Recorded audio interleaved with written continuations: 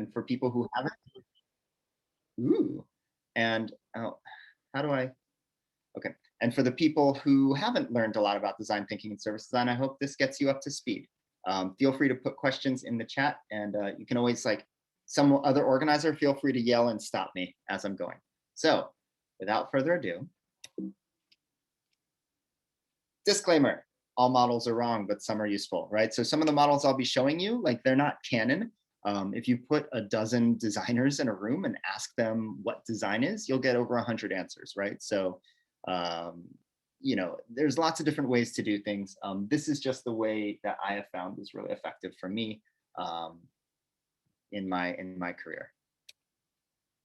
So what is design thinking? Design thinking is basically, it's kind of two things. It's a process and it's a mindset in which we seek to understand users, challenge assumptions, redefine problems, all with the goal of identifying new solutions that might be immediately apparent. This is different than, you know, the scientific method or engineering, where there's, like, you know, one specific answer you're trying to get to. Like, if you're trying to figure out what color should this car be, there isn't a right answer.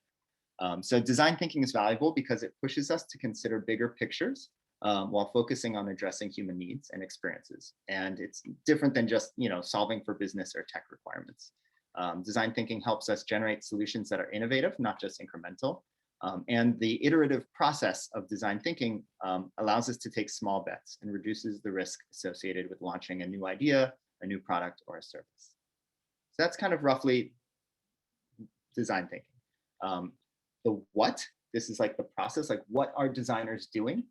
This is what I call the reflecting bridge model. And as you can see kind of in the upper left corner, it starts with like a trigger, right? So you see a problem in the world, or you experience a hardship or a pain, and you're like, hey, we should do something about this, right? You're feeling empowered. And so you start by, and I wish I could point, but, you know, I don't have a mouse cursor here, but you start with exploring problems in the real world. And as you can see, it goes small to large. So in this quadrant, you're using what we call divergent thinking, right? You're trying to take in as much information as possible. And then, actually, I think I have a, there we go. This one has a little bit more details. So if people want to be reading along with me, they can. Then in the second quadrant, upper right, you're understanding the same problems, but in the abstract. You're kind of trying to synthesize what you found and really get at the core of what's bothering people. This also, like, leads to your insight generation and allows you, and inspires your solutions. Speaking of, so in the bottom right corner, now you're imagining solutions in the abstract. And again, we're going broad here. You're coming up with as many ideas as possible. This is where you might hear about things like yes and, or there's no wrong answers, right? You kind of want to go a little wacky and crazy because you never know where the right idea might come from. And then in the last quadrant in the bottom left, you're building these solutions in the real world.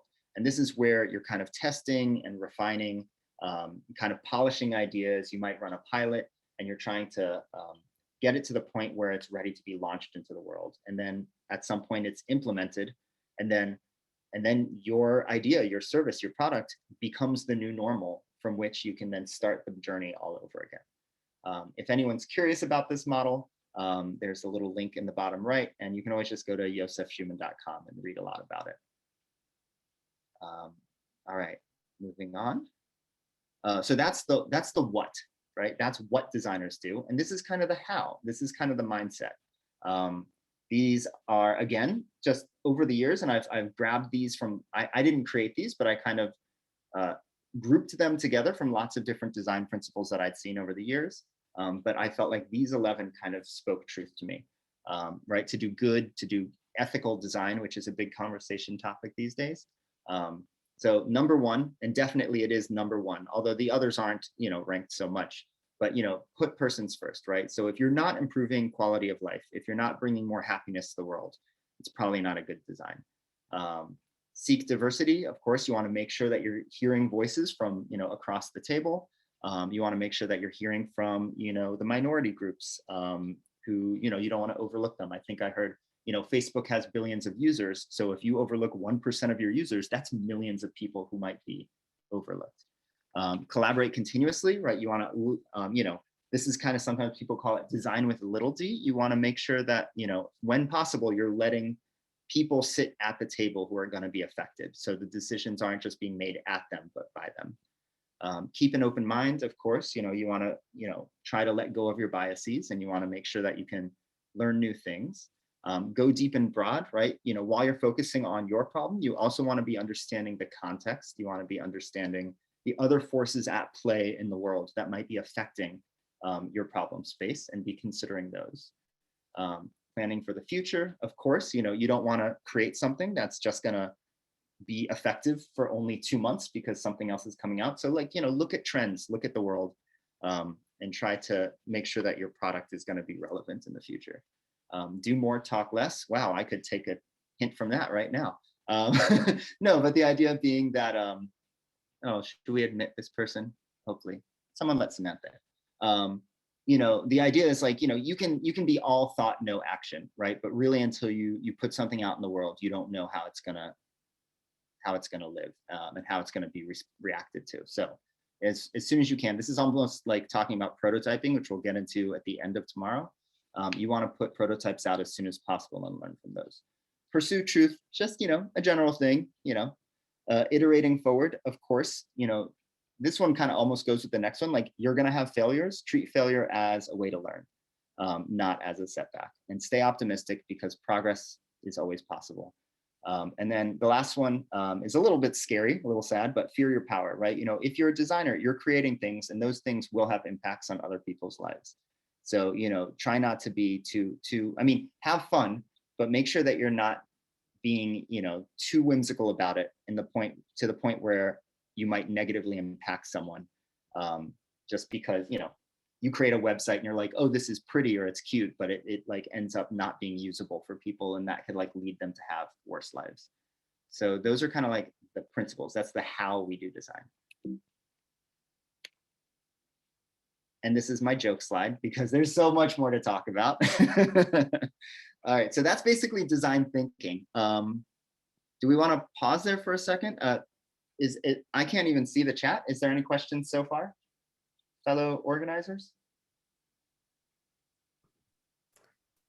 No, you're good. Someone just Mel posted a blog post with your 11 design principles. Great, thank you. Yeah, I put a lot of stuff up there. Most of the stuff in my presentations there's a blog post somewhere about it. So this is idea, you're designing products, you're designing digital products or physical products, but this is an old quote, and you've probably all seen it before, but people don't want a 1/4-inch drill, they want a 1/4-inch hole, right? And on top of that, if someone's going to come into your house and drill a hole, I think you'd rather it be these guys on the left and not this guy on the right? So it's we're going kind of like this idea from a product to a service to an experience. And this is what Joseph Pine and James Gilmore talk about in their book, The Experience Economy. So it's kind of like a defense of like why service design is starting to emerge so much in the last few decades, right? So looking back at human economies, thousands of years ago, we were just extracting commodities and selling those.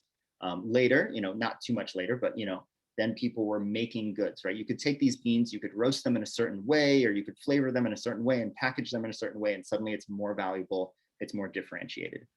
Then you can have services, right? Maybe you don't even need to buy coffee at your office. Maybe they just have a vendor who supplies the coffee and just keeps the machine stocked, right? It's like moving past the good.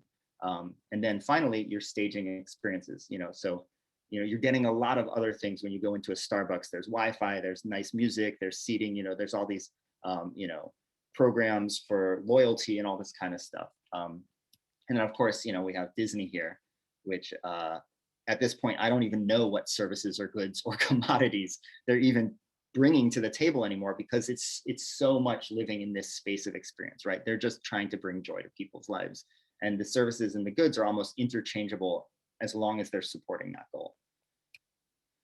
So, for a lot of companies, just like I mentioned, Starbucks and for Disney, right? But, their service, the experiences that they're providing to people is basically their value proposition. Like, you look at any of these, like, why do people prefer Uber over old New York City yellow taxis, right? It's because they have a better experience, a better service, even though they are ultimately getting you from like your house to the restaurant or whatever. So you can imagine like the economy is competing now in the space of experience. There are services across a wide range of fields, right? From small to big. And here you have the service goods continuum. And so, some services, I actually think haircuts are really funny because it's one of the services where you actually lose a product. You're giving them your hair, right? You're saying, please take it away. Whereas in others, there is no, so that would, in that case, it's like a negative good almost, but that's the joke. You have like tutoring. What are you getting? You're getting nothing tangible out of that. You're getting education, right? You're getting smarter, you're getting better grades. But when you're buying a car, for instance, in the bottom left here, like there are lots of services associated with a car buying experience. But at the end of the day, it's mostly around a product, right? It's mostly around the vehicle. Similarly, and this is an old stat, I should look up what the new one is. They're on Wikipedia, but yeah, this was 10 years ago. And you can see like such a huge part of countries' economies are based in what they call the tertiary or the service sector. So this is why service design has really like come into its own in the last few decades. So what is service design? Well, here's some technical answers. Service design is basically the application and extension of design thinking towards the analysis, design, and implementation of services.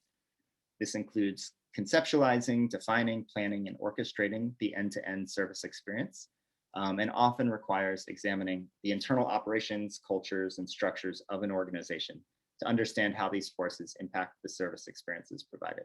So that's a lot. I'll leave it up there for a second. But a simpler one that I really like is that service design is about understanding and providing the best experiential path to reach a desired outcome, right? So again, we can go back to the haircut. If you go in and you have to wait for a long time and the place smells bad and the stylist is rude to you and maybe the chair's uncomfortable, but like you go home and you look in the mirror and you're like, this is the best damn haircut I've ever gotten, right? Like, is that a good service or not? Right? So, but similarly, you could have a great experience and go home and look in the mirror and be like, I don't really like how I look. So you kind of need to be balancing these two. Like, what's the path to the desired outcome? Here's just some examples, very quickly, like, again, like this is the goal is, someone's at home and they want to watch a movie and there's all these different paths that they could take. Everything from Blockbuster to old Netflix here to, Disney Plus to Redbox, all these sorts of things, Apple TV. So they're all basically providing the same service, but doing it in a different way that makes it valuable. Some practical definitions, of course, UX is huge compared to service design. And I love UXers, especially, if you go back and you listen or like read books or listen to like talks from thought leaders of UX like 20 years ago, they're basically indistinguishable from service design. I understand that. But practically, when you go into a business or an organization, when they talk about UX, they're talking about the experience between a person and a single touch point, usually a digital product. Whereas with service, I kind of feel like we got like running and then we like leapt off the shoulders of UX. Like they went as far as they could go before they got dragged back and we just jumped off and got a little bit further. So service design can now orchestrate the experiences among all parts of the service, from people to objects to places and interfaces. Just quick example, of ways to think about a service. So this is, an Apple store. And we have touch points, journeys, ecosystems, DNA from small to large. So touch points would be anything from like this glass facade and their big logo, the signage, the handle and how that feels, all the different products that are in here. And then one of the most important touch points that people overlook a lot is this person. They're going to greet you. Apple used analogous research and they asked their employees, like, where's some of the best experiences? And a lot of people said high-end hotels. So they went and spoke to Ritz-Carlton and learned from them this idea of the 10 steps, 10 seconds. And so they adopted this, which means if you go into an Apple store, at least historically, and you go in within 10 steps or 10 seconds, someone will greet you and ask you if you need anything, and that's like really changes the experience of entering the store. So those are all touch points. Then there's different journeys that can happen here, right? This person comes in, they get checked in. Do you need anything? Nah, I just want to look at this new device. Boom. Someone else comes in, they're like, yeah, I actually have a Genius Bar appointment. They go all the way back and, they get served. So there's different journeys that can happen within a space. Then we have the ecosystem, right? So this is just like the Genius Bar. There's so many different journeys you can go on, just, from checking online and making your appointment and then coming in, and maybe you just want to learn something about a new piece of software, or maybe you have a broken device or whatever it is. There's all these, that's like an ecosystem within Apple. And finally, you have, the DNA, like what is Apple's brand? What are their values, and how do those permeate throughout all these experiences? And then, of course, big or small, the right change can have huge impacts. It's not quite service design, but in the bottom right here, you have the organ donation. Some countries have the default be that you opt in, and others where you opt out. And the difference is staggering, how many people are participating in these programs. I love this one in the upper left. Dutch police cars have teddy bears. So if, a child's in a car accident or something scary happens, they have this ready to give to the kid. It can totally make or break this child and their family's experience. And then this one, it's a little hard to read, so we can do this.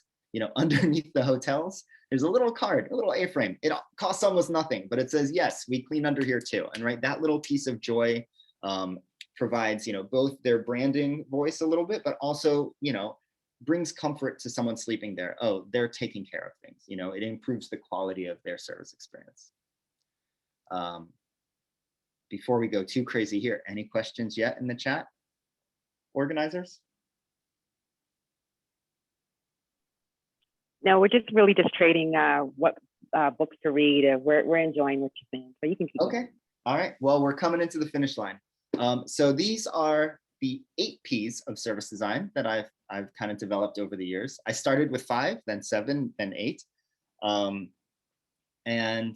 You can imagine pretty quickly what these kind of mean. And I think of these as like the knobs, the levers, the dials that you can kind of tweak and pull and change in order to change the experience or to curate the experience that you want, right? So the people could be, the people that a customer interacts with. It can also be the other people in the space. In this case, it's a restaurant. The place could be the lighting, how it sounds, how it looks, all this sort of stuff, where it's located. Props could be anything from tablecloths to silverware to menus to, anything that you're going to touch or look at. Some things are a little bit, this isn't like strict, like a chair or a table, you could say is both a place and a prop. Don't get too hung up on it. The process is part of the experience. Do you pay when you first enter? Do you pay after you eat? Does the hostess greet you and seat you before anything? Like you can think about how you can tweak the process. Partnerships or partners, if you don't have a point of sale system, if you're cash only, that's going to affect your customer's experience. If they can pay at the table or pay using Venmo, right? All these sorts of things affect, but you need to have those partnerships on the back end to support that. Price comes kind of more from marketing, but it does set expectations. If someone pays a lot for a service, they're expecting a lot. They're expecting something that's high touch and luxury possibly. Whereas if you don't pay much, you're like, you're happy even if the service is kind of quick. Positioning kind of has to do with the philosophy of the brand. Like, does your restaurant only sell organic or local food, right? That's part of like who you are and what you value, and it has an effect on the experience of your customers. And finally, is policies. When I worked in government, I was constantly bumping up against different policies or laws that already existed, and saying, you have to design within these constraints, but you can also say, hey, can we prototype policy? What happens if we allow people to do this or do that? And how can that change people's experiences? So that's kind of the 8 Ps of service design. And as a service designer, this is kind of what it feels like. You're sitting here, you're kind of orchestrating all of these things, and what comes out of that, the gestalt almost, the synthesis of that, if you're into like systems thinking, is the service experience. And it will be unique for every customer, but you're trying to control that as much as possible to make it positive. So those are your 8 Ps. And then you also kind of have the 5 Es, which has to do with bringing time into this equation, right? So, these are just little mnemonic devices that make it, helpful or easy to remember. So, first someone's enticed, they hear about you, they enter, how they begin the engagement basically, and then they have the engagement, and then they exit, they end the engagement, and then you can try to extend, build that relationship, bring them back in. Or like, how does that relationship evolve over time?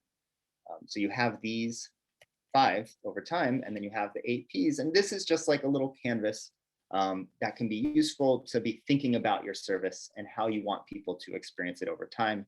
And then what things are you doing in order to again, those knobs and levers to help make that experience feel a certain way. This is available. You guys can use it tomorrow. But I just think like it's a really good mental model as well, even if you're not going to use it like actually, but just kind of thinking about your service in terms of these can be really useful. And finally, I think this is my last slide. Just realizing that another thing that's interesting about services is that you kind of have these swim lanes. So you have, your customers, and they interact with various touch points, everything from the door handle to the greeters to, the waiters, whatever it is. But then you have this line of visibility. There's things happening on the back end. You've got maybe your cooks and your chefs, and then you have your technology and like the people that you order your food from. And right. So all these things kind of have to happen in concert in order to make the service work. In order to deliver the service to the customers, you need to be considering all of these things. We're not going to get into journeys or service blueprints today. We'll be getting into those tomorrow, but it's just like another thing to be thinking about when you're learning about service design. So yeah, we will have links and we will have resources. But now I will open up the floor. If anyone has questions, comments, you can yes and anything I said. That's great, Joseph. We've actually been talking in the chat about what our favorite experiences are. I started off Trader Joe's. I'm ashamed, I'm in there way too much. They know me by first name. Is my favorite experience. Mo loves Jenny's ice cream. Woman owned, yay. So Joseph, what's one of the most common questions you're asked after a talk? What's one of the most common questions I'm asked? Yeah. Well, I mean, I kind of tried to get the jump on that, right? So one of the most common questions I get asked is, oh, so you design websites? Or I'll get asked, oh, so you do customer service, right? And those are, of course, I have, great answers to all of this. I also have people who are more like maybe engineering minded. They're like, oh, so it's all about making things more efficient. And, I kind of have answers to all of those. I say, no one goes to Disney for an efficient experience, right? Like that's not your goal, is efficiency. Yes, if you have to wait in line for 4 hours to get on Space Mountain, you're going to have a bad experience. But ultimately, like you want to go for a memorable experience. You're trying to spend as much time at Disney as possible. No one goes to the beach for efficiency, So that's the efficiency argument.